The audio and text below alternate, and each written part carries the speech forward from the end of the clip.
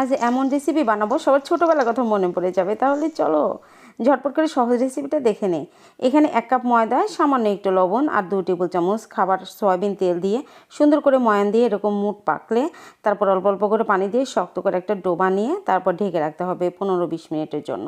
এবার শিরা করে নিচ্ছি 1 কাপ পানি, 1 কাপ চিনি, তার সাথে স্যাফরন গুলে রেখেছিলাম সেটা দিয়ে ঘন একটা শিরা করে নেব। ওই যে আমরা জিলাপি বানানোর জন্য যেরকমভাবে দুতারের মানে শিরা করে থাকি ওরকম। এবার দেখো খামিরটা 20 মিনিট পর নিয়ে সুন্দর করে 1 কাপের মধ্যে 12টা বানিয়েছি আমি। 12টা লেচি কেটে তারপরে যে একটু লম্বা টাইপ করে কেটে মাঝখানে 3টা মানে কাটার দাগ দিয়ে তারপর কম আঁচে তেল রেখে তারপরে ভেজে নিতে হবে। বেশি আঁচে কিন্তু ভাজবে না, তাহলে মুচমুচে হবে না।